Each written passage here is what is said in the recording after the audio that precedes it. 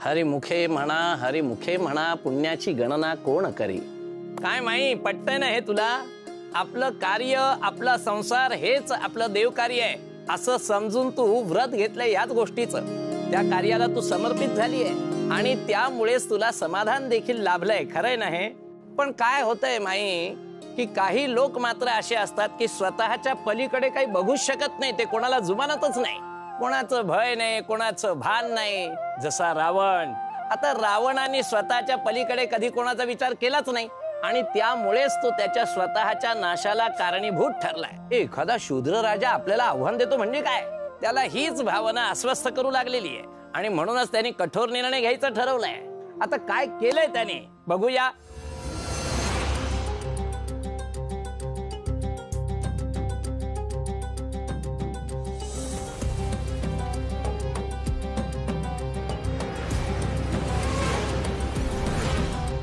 प्रत्येक राज्याची एक सीमा असते, तशीच ही अयोध्येची सीमा आहे।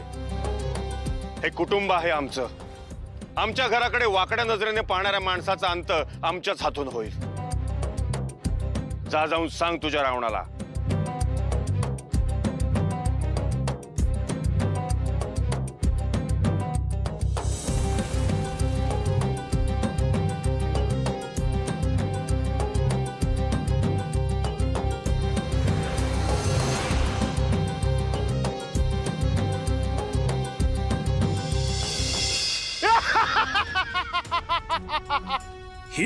ही तुमची धनुर्विद्या?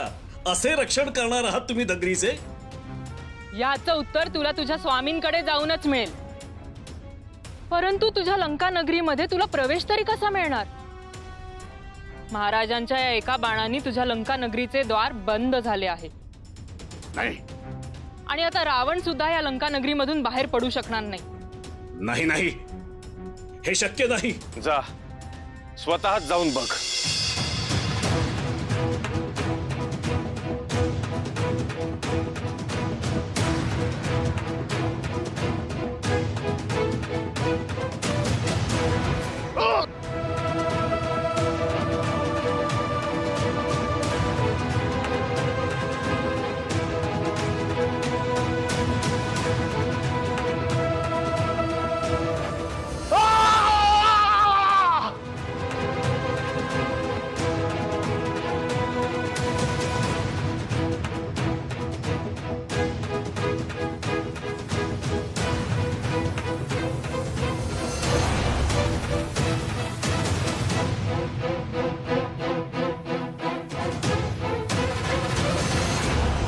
हा कसला आवाज होता काय माहित?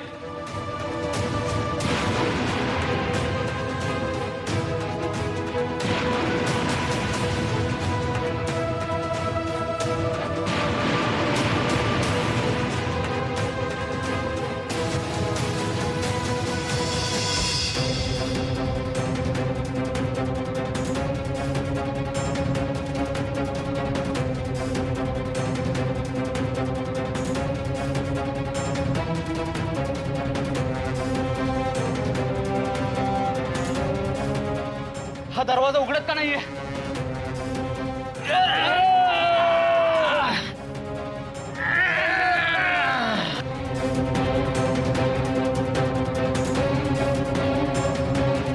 हे महाद्वार का उघडत नाहीये?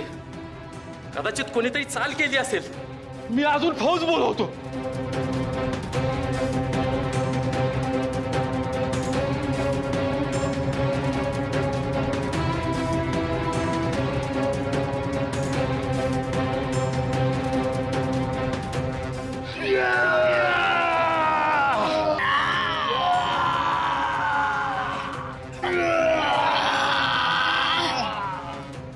हे कसलं संकट म्हणायचं? याची कल्पना महाराजांना तातडीने द्यायला हवी।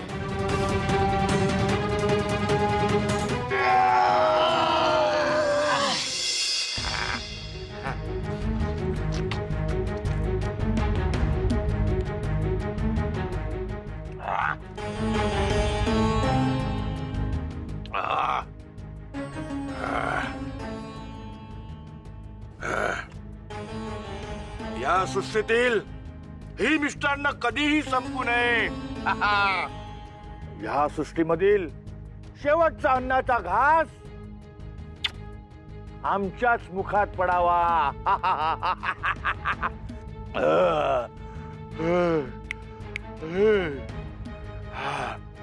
पण या भुकेच्या वेळी ही निद्रा काय येते आम्हास? तुला निद्रा येतेच कशी? काय करू बंधुराज, जेव्हा आम्हाला भूक लागते तेव्हा आम्ही भुकेलाही न्याय देऊ शकत नाही, आणि जेव्हा आम्हाला निद्रा येते तेव्हा आम्ही निद्रेलाही न्याय देऊ शकत नाही. बंधुराज, तुम्ही सांगा आता आम्ही काय करावे? काही नको. तू अजून थाळ्या संपव. महिनोन महिने निद्रिस्त राहा. इथे जोवर मी अयोध्या प्राप्त करू शकत नाही तोवर माझ्या घशाखाली कणही जाणार नाही, डोळ्याला डोळा सुद्धा लागणार नाही. आणि तुला इथे निद्रेची स्वप्न पडत आहेत. मी ऐकलंय स्वप्नील राजकन्येपेक्षाही मोहक आणि सुंदर आहे ही अयोध्या. आणि कुठलीही सुंदर वस्तू माझ्या आधिपत्याखाली आलीच पाहिजे. ही अयोध्या नगरी माझी झालीच पाहिजे. महाराज, महाराज, घात झाला. महाराज, घात झाला. घात झाला? काय झालं? महाराज, आपल्या नगरीचे द्वार बंद झालेत. महाराज, महाराज, चला पटकन, चला.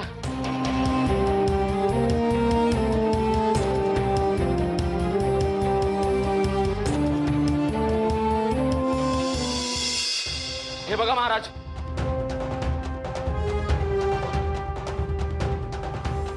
कोणाचं हे दुस्साहस?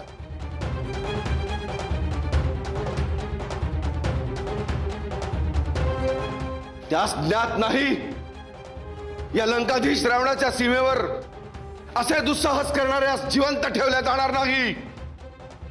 आता या क्षणी जो कोणी या द्वाराच्या पलीकडे असेल त्याचा नाश माझ्या हातून घडेल.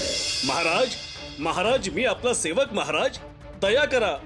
महाराज, मी आपला दूत म्हणून अयोध्या नगरीमध्ये गेलो होतो. अयोध्या नरेश दशरथ यांनी आपला प्रस्ताव फेटाळला आहे. इतकंच नाही तर आपले स्वामित्व त्यांना त्यांच्या नगरीवर मान्य नाही, म्हणून त्यांनी त्यांचे बळ दाखवण्यासाठी या बाणांच्या सहाय्याने हे लंकेचे द्वार बंद केले आहे आणि आपणास बंदिस्त केले आहे महाराज, आपल्याच लंकेमध्ये. दशरथ, तुझ्या या कृत्याची किती भयंकर किंमत मोजावी लागणार आहे याची कल्पना तुला नाही.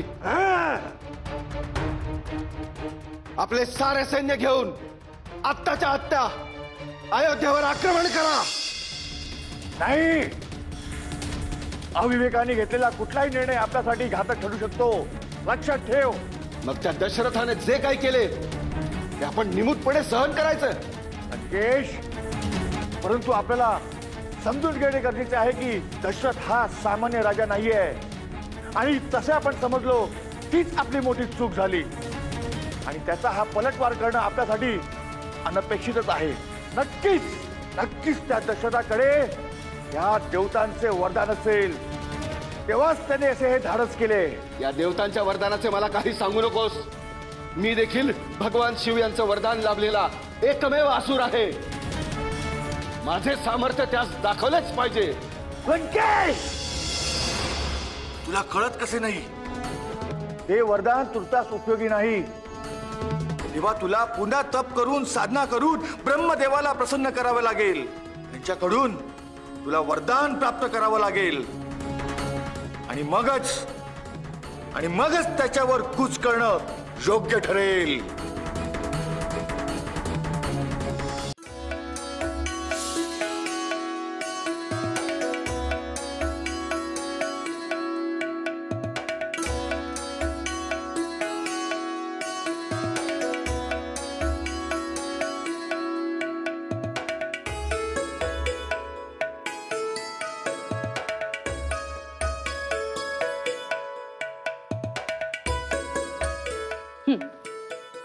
मंथरा,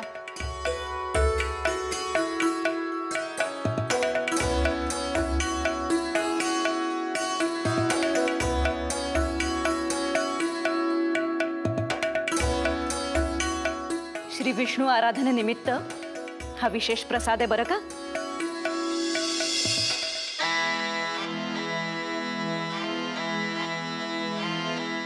कौसल्याताई, तुमचा हस्तस्पर्श झाला ना की हा प्रसाद अधिकच पवित्र आणि मधुर होतो. आणि खरं सांगायचं तर या विष्णू पूजेहूनही आतुर मी तुमचा हातचा हा प्रसाद खाण्यासाठी असते. अगं मंथरा, खा तो प्रसाद. कधीतरी एवढं चांगलं मधुर खाऊन तसेच मनातले विचार सुद्धा बाहेर पडतील. असं का बोलतेस तू तिला? किती मनापासून अगदी मातेसारखं सांभाळ केलाय तिने तुझा, हो की नाही ग सुमित्रे? हो तर मंथराने तर केलाच आहे, पण कौसल्याताई तुम्ही देखील आमच्या दोघींचा अगदी माते समान सांभाळ केलाय. आणि केवळ त्यांनीच नाही, सुमित्राताई तुम्ही देखील. मी कनिष्ठ म्हणून या महालात आले, परंतु तुम्ही दोघींनी मला इतकं छान सांभाळून घेतलं, इतका आधार वाटतो मला त्यामुळे. मला तर एकाच गोष्टीचं समाधान जास्त आहे, आपण तिघी महाराजांच्या राण्या कुठल्याही प्रकारची कटुता न बाळगता एकत्र अगदी सख्या भगिनींसारख्या आहोत, हो की नाही? खरे आहे, आपल्यातील हे दृढ नाते हीच सर्वोत्तम भेट मानते मी आयुष्यातील. अगदी माझ्या मनातलं बोललात ताई. परंतु कौसल्याताई, आज हे विष्णू पूजन कशा प्रित्यर्थे? कैकई, सुमित्रा, जेव्हापासून ही असुराची घटना घडली आहे तेव्हापासून माझं चित्त थारावर नाहीये. कुठल्याही प्रकारचं भयंकर संकट नगरावर येऊ देऊ नकोस, हीच विष्णू चरणी प्रार्थना.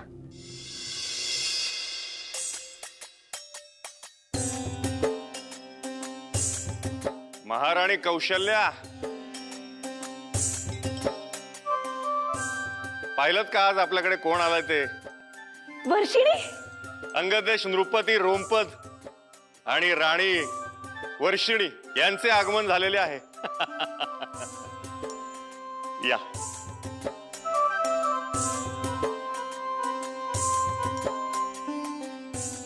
आज तर मणिकांचन योगच म्हणायला हवा. आम्ही आत्ताच भगिनींच्या नात्याबद्दल बोलत होतो आणि कौसल्याताई आज साक्षात तुमच्या बहिणीचेच आगमन झाले. कौसल्याताई अगदी माते समान सांभाळ करतात आमच्या दोघींचा. हा आमचा सुखद अनुभव आहे. हे सारं तुम्हा सर्वांच्या नात्याचं यश आहे. परंतु राजन, आम्ही विशेषतः आपले कौतुक करण्यासाठी इथवर आलो आहोत. त्या दुष्ट असुरास आपण उत्तम धडा शिकवलात राजन. आणि आम्ही असेही ऐकले आहे की त्या दुष्ट असुरास आपण फक्त परतवले नाहीत, तर बाणांच्या साह्याने संपूर्ण लंकेचे द्वार बंद केलेत. ही वार्ता ऐकून आम्हाला राहवलं नाही, आम्ही तडक इथवर आलो.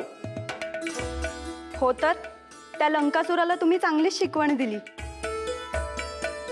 प्रवासात सर्वत्र आम्हाला आमच्या भगिनीच्या नावाचा जयघोष ऐकू येत होता. महाराणी कौसल्याचा विजय असो, महाराणी कौसल्याचा विजय असो.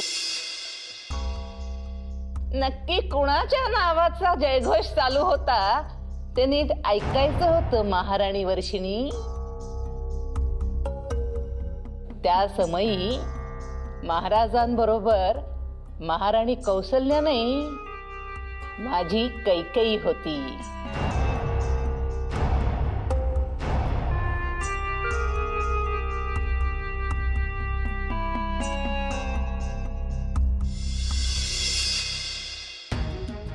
महाराज दशरथ, आम्ही असे ऐकले आहे की तो उन्मत्त लंकाधीश रावण, जो अतिशय शूर आहे, त्याला संपूर्ण सृष्टीवरती आधिपत्य गाजवायचं आहे व त्याकरिता त्याचे सर्वतोपरी प्रयत्न सुरू आहेत. असतील, पण अयोध्येवर सत्ता गाजवण्याचे त्याचे स्वप्न कधीच पूर्ण होणार नाही. पण रोमपत, आपण एवढी काळजी का करत आहात? त्याची वक्रदृष्टी आपल्या अंगदेशावर तर पडली नाही ना? यावर काय उत्तरावे राजन? आमच्या अंगदेशाकडे संपूर्ण निसर्गानेच पाठ फिरवली आहे. अजून कोण दृष्टी वळवणार आमच्याकडे? काय झाले? आपण खिन्न दिसत आहात. आम्हास कळत नाही की आमच्या देशावरती इंद्रदेव का रुसले आहेत. पर्जन्याचे प्रमाण अत्यल्प आहे. मोठे संकट ओढावले आहे महाराज. परंतु यावर काही उपाय असेलच की. आमच्याकडून जेवढं सहाय्य करता येईल तेवढं आम्ही नक्की करू, हा आमचा शब्द आहे. आम्ही ही समस्या ऋषीमुनींना कथन केली. त्यावर त्यांनी असं सांगितलं की आमच्या कन्येचा विवाह जर त्यांच्याशी झाला तर नक्की ही परिस्थिती सुधारेल. पर्जन्यवृष्टी होऊन नगरी पुन्हा पूर्वीसारखी होईल. परंतु आम्हास कन्यारत्न प्राप्त झाले नाही.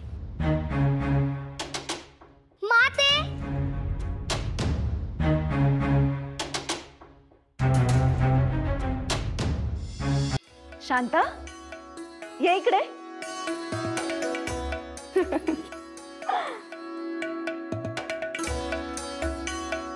शांता, कुत्रे बघितलंस का? तुला भेटायला कोण आलंय ते? मावशी.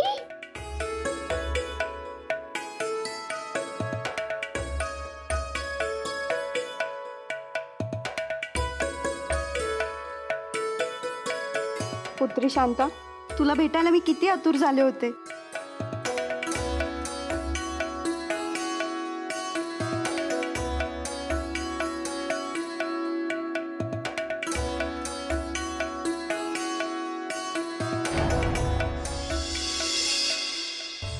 नाही राजन, तुमचा गैरसमज होत असावा. माझी तशी अजिबात इच्छा नाहीये. परंतु का नसावी अंगराज? आम्ही आपला शब्द दिला आहे.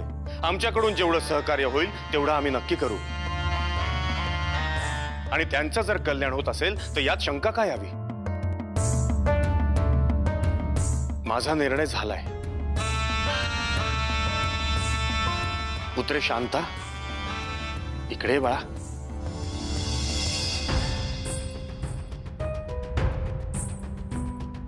कधी कधी आयुष्यात बिकट प्रसंग येतात, तेव्हा समाज हितासाठी काही महत्त्वाचे निर्णय घ्यावे लागतात. आज असाच एक महत्त्वाचा निर्णय आम्ही घेणार आहोत. आजपासून आमची पुत्री शांता ही महाराज रोमपत आणि महाराणी वर्षिणी यांची पुत्री म्हणून गणली जाईल.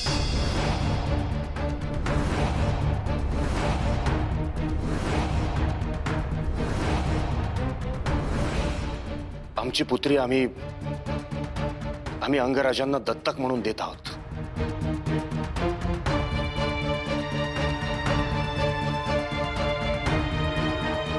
माफ करा महाराणी कौशल्या, महाराणी कैकेयी आणि महाराणी सुमित्रा. आपल्या पुत्रीच्या बाबतीत निर्णय घेताना आम्ही आपल्याशी विचार विनिमय नाही केला.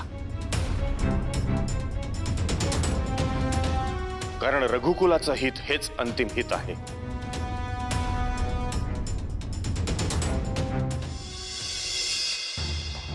शांता,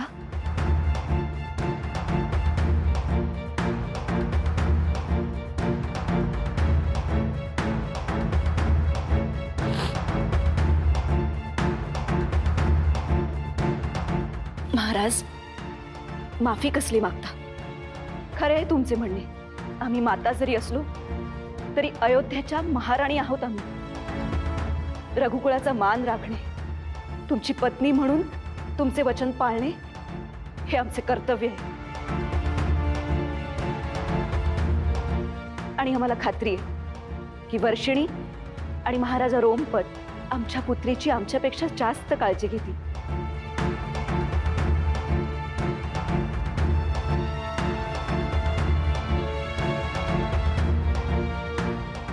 शांता,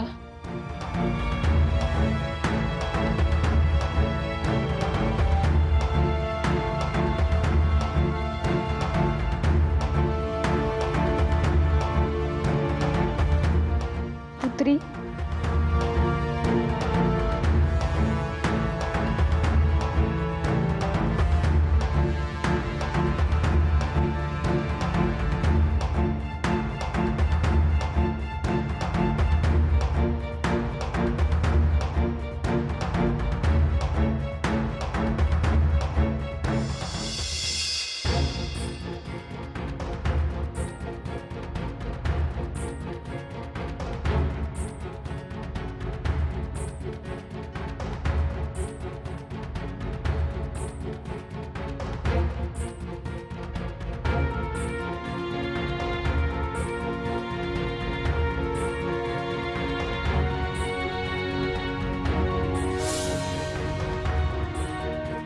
ज्या कर्तव्यासाठी तुझ्या पिताश्रींनी हे पाऊल उचललं आहे त्याचं दायित्व आता तुझ्या खांद्यावर आहे. होय माते, मी त्याचे काटेकोरपणे पालन करेन.